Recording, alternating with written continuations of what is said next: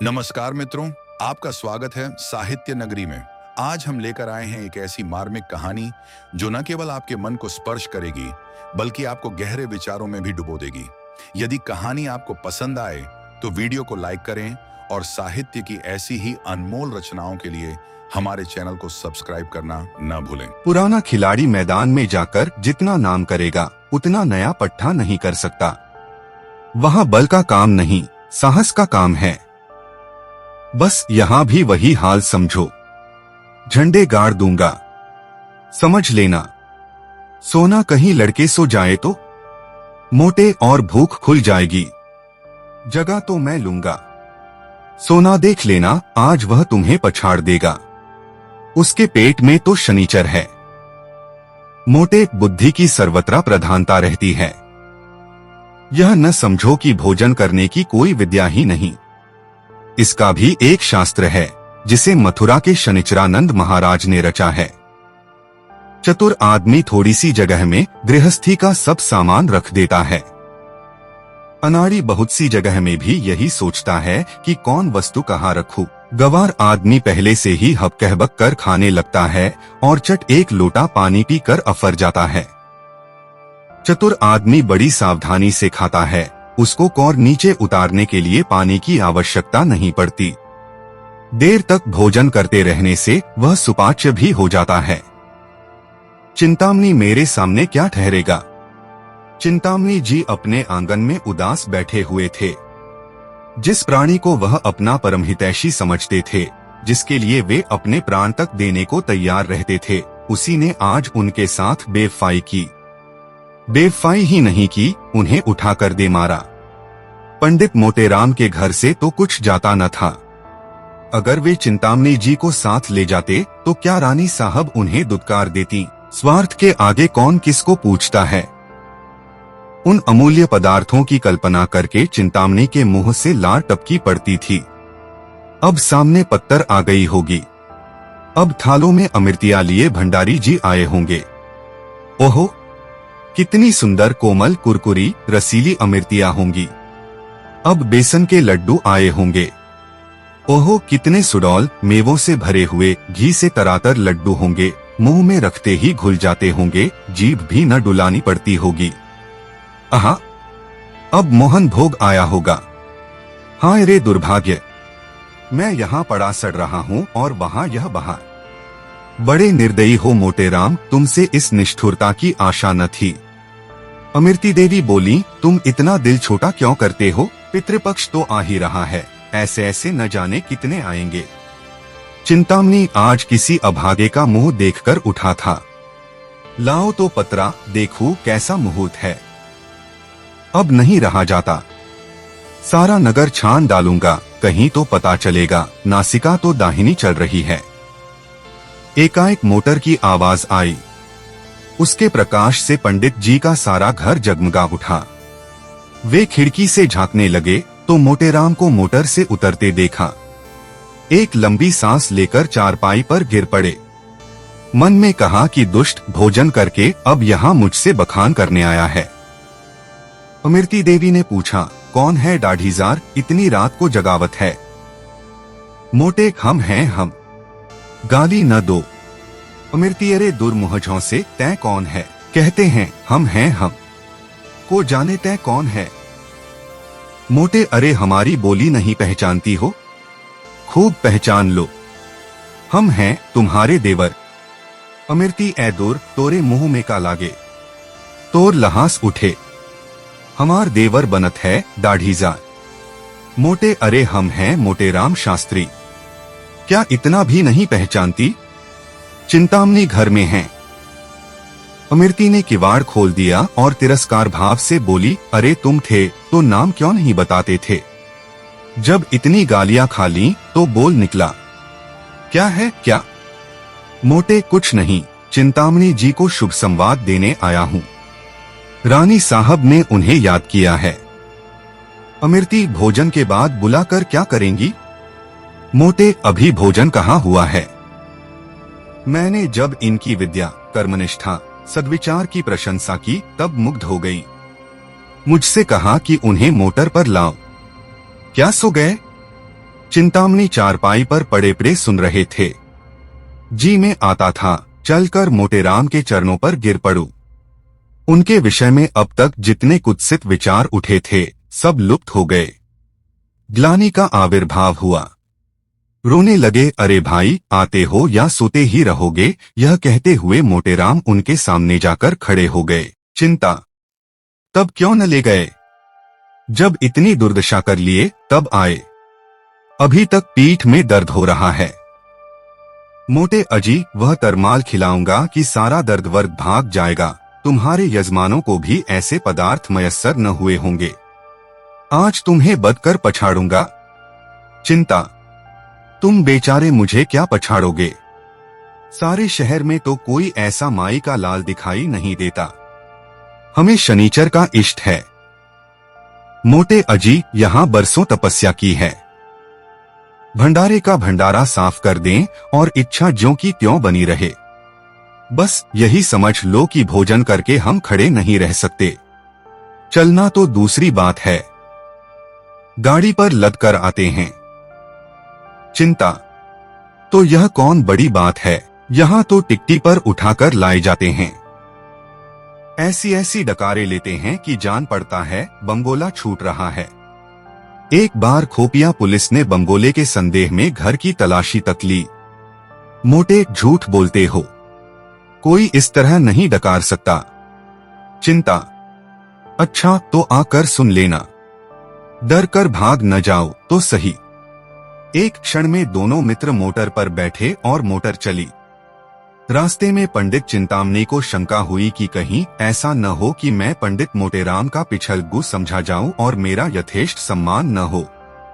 उधर पंडित मोटेराम को भी भय हुआ कि कहीं ये महाशय मेरे प्रतिद्वंद्वी न बन जाएं और रानी साहब पर अपना रंग जमा लें। दोनों अपने अपने मंसूबे बांधाने लगे। जो ही मोटर रानी के भवन में पहुंची, दोनों महाशय उतरे। अब मोटेराम चाहते थे कि पहले मैं रानी के पास पहुंच जाऊं और कह दूं कि पंडित को ले आया, और चिंतामणि चाहते थे कि पहले मैं रानी के पास पहुंचूं और अपना रंग जमा दूं। दोनों कदम बढ़ाने लगे। चिंतामणि हल्के होने के कारण जरा आगे बढ़ गए तो पंडित मोटेराम दौड़ने लगे। चिंतामणि भी दौड़ पड़े। घुड़दौड़ सी होने लगी। मालूम होता था कि दो गैंडे भागे जा रहे हैं। अंत में मोटेराम ने हांफते हुए कहा, राजसभा में दौड़ते हुए जाना उचित नहीं। चिंता, तो तुम धीरे धीरे आओ न, दौड़ने को कौन कहता है। मोटे, जरा रुक जाओ, मेरे पैर में कांटा गड़ गया है। चिंता, तो निकाल लो, तब तक मैं चलता हूँ। मोटे, मैं न कहता तो रानी तुम्हें पूछती भी न। मोटेराम ने बहुत बहाने किए पर चिंतामणि ने एक न सुना। भवन में पहुंचे। रानी साहब बैठी कुछ लिख रही थीं। रानी, क्या मतलब? अपना मतलब कहो। चिंता, सरकार को आशीर्वाद देता हूँ। सरकार ने इस दास चिंतामणि को निमंत्रित करके कितना अनुग्रहित किया है, उसका बखान शेषनाग अपनी सहस्त्र जहना द्वारा भी नहीं कर सकते।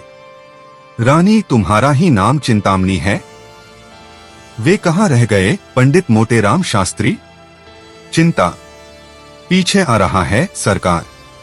मेरे बराबर आ सकता है भला? मेरा तो शिष्य है। रानी, अच्छा तो वे आपके शिष्य हैं। चिंता, मैं अपने मुंह से अपनी बड़ाई नहीं करना चाहता सरकार।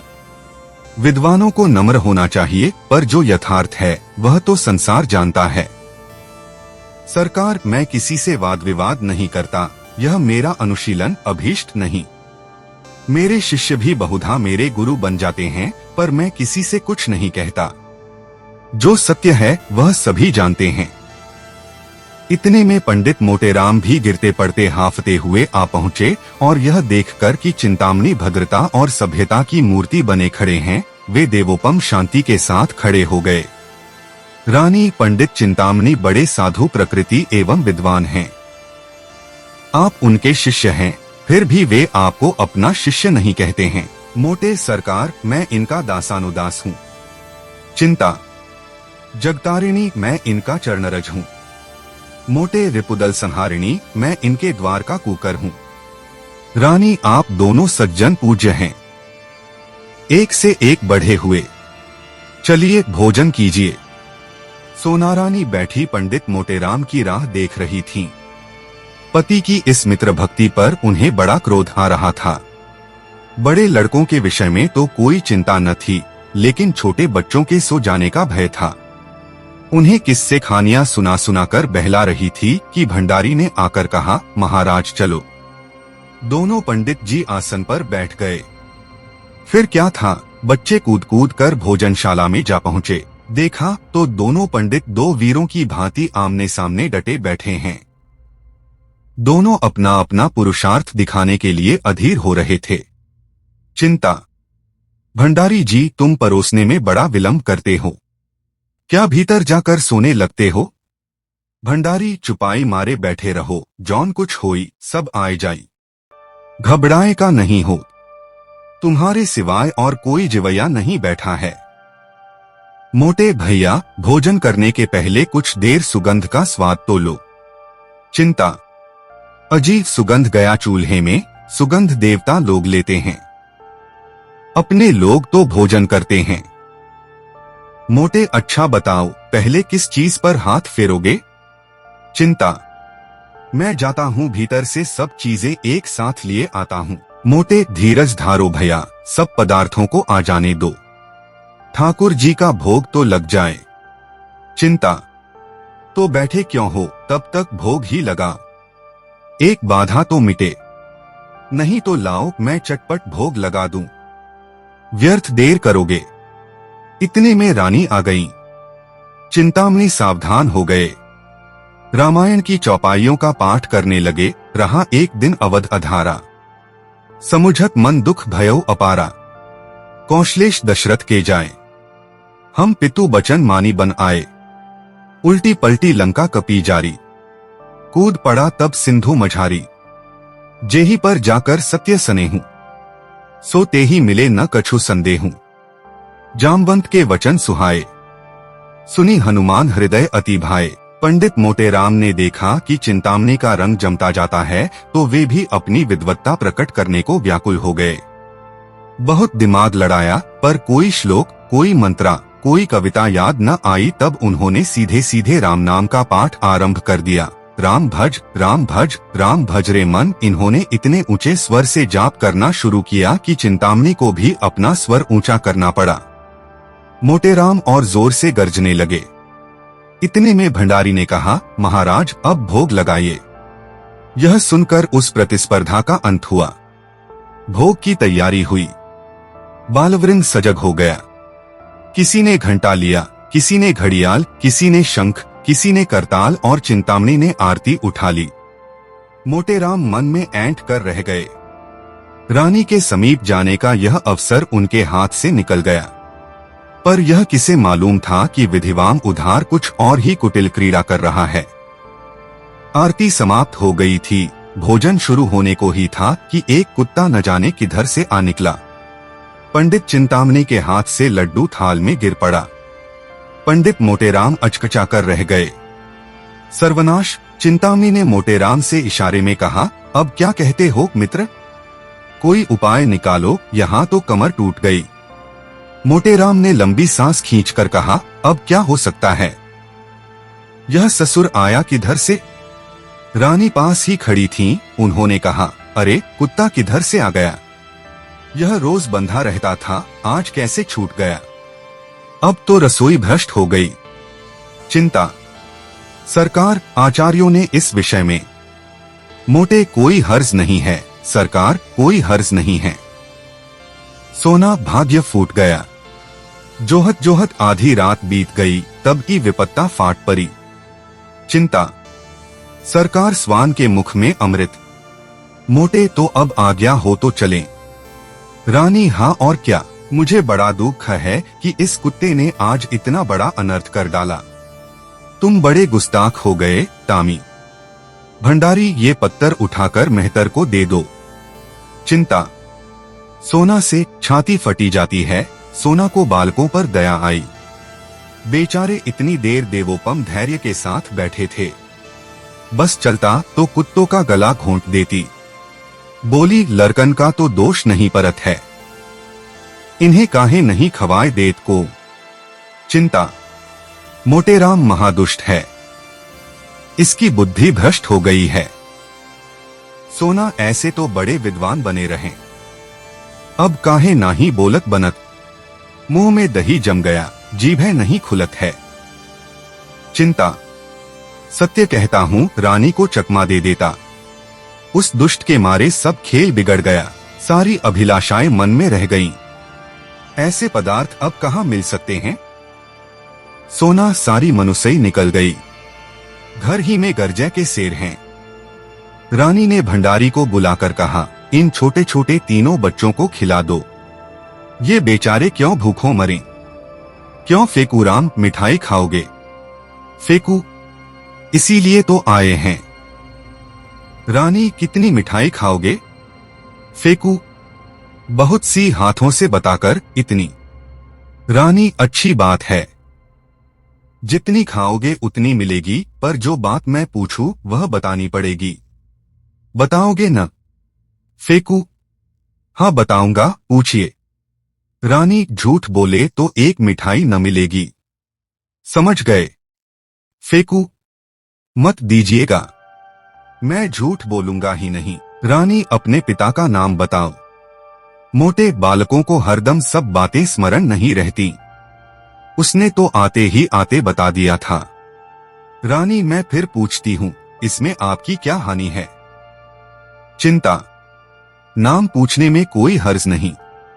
मोटे, तुम चुप रहो चिंतामणि, नहीं तो ठीक न होगा। मेरे क्रोध को अभी तुम नहीं जानते, दबा बैठूंगा तो रोते भागोगे। रानी, आप तो व्यर्थ इतना क्रोध कर रहे हैं। बोलो फेकूराम, चुप क्यों हो, फिर मिठाई न पाओगे। चिंता, महारानी की इतनी दया दृष्टि तुम्हारे ऊपर है, बता दो बेटा।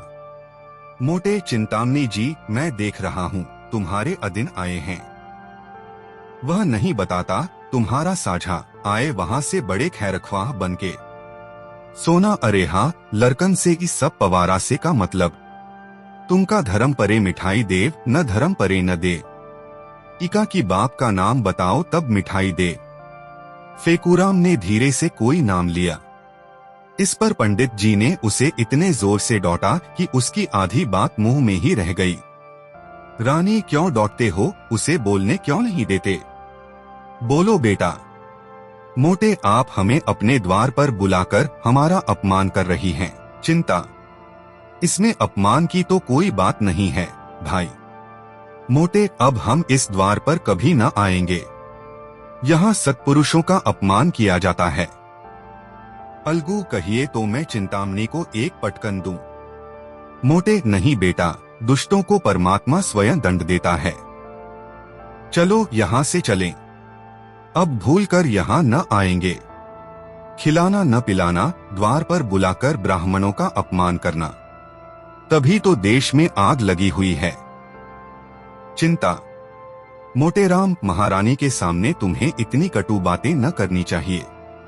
मोटे, बस चुप ही रहना, नहीं तो सारा क्रोध तुम्हारे ही सिर जाएगा। माता पिता का पता नहीं, ब्राह्मण बनने चले हैं। तुम्हें कौन कहता है ब्राह्मण? चिंता, जो कुछ मन चाहे कह लो। चंद्रमा पर थूकने से थूक अपने ही मुंह पर पड़ता है। जब तुम धर्म का एक लक्षण नहीं जानते, तब तुमसे क्या बातें करूं? ब्राह्मण को धैर्य रखना चाहिए। मोटे, पेट के गुलाम हो, ठकुर सोहाती कर रहे हो कि एकाध पत्तल मिल जाए। यहाँ मर्यादा का पालन करते हैं। चिंता, कह तो दिया भाई कि तुम बड़े मैं छोटा, अब और क्या कहूँ। तुम सत्य कहते होगे, मैं ब्राह्मण नहीं शूद्र हूँ। रानी, ऐसा न कहिए चिंतामणि जी, इसका बदला न लिया तो कहना। यह कहते हुए पंडित मोटेराम बालक वृंद के साथ बाहर चले आए और भाग्य को कोसते हुए घर को चले। बार बार पछता रहे थे कि दुष्ट चिंतामणि को क्यों बुला लाया। सोना ने कहा, भंडा फूटत फूटत बच गया, फेकुआ नाव बताए देता। काहे रे, अपने बाप के नाव बताए देते। फेकू, और क्या, वे तो सच सच पूछती थीं। मोटे, चिंतामणि ने रंग जमा लिया, अब आनंद से भोजन करेगा। सोना, तुम्हार एको विद्या काम न आई। वो तौन बाजी मार लेगा। मोटे मैं तो जानता हूँ। रानी ने जानबूझकर कुत्ते को बुला लिया। सोना मैं तो ओकरा मुंह देखत ताड़ गई कि हमका पहचान गई। इधर तो ये लोग पछताते चले जाते थे, उधार चिंतामणी की 5 अंगुली घी में थी। आसन मारे भोजन कर रहे थे। रानी अपने हाथों से मिठाइयाँ परोस रही थी। वार्तालाप भी होता जाता था। रानी बड़ा धूर्त है, मैं बालकों को देखते ही समझ गई। अपनी स्त्री को भेष बदल कर लाते उसे लज्जा न आई। चिंता, मुझे कोस रहे होंगे। रानी मुझसे उड़ने चला था। मैंने भी कहा था, बचा, तुमको ऐसी शिक्षा दूंगी कि उम्र भर याद करोगे। तामी को बुला लिया। चिंता, सरकार की बुद्धि धन्य है।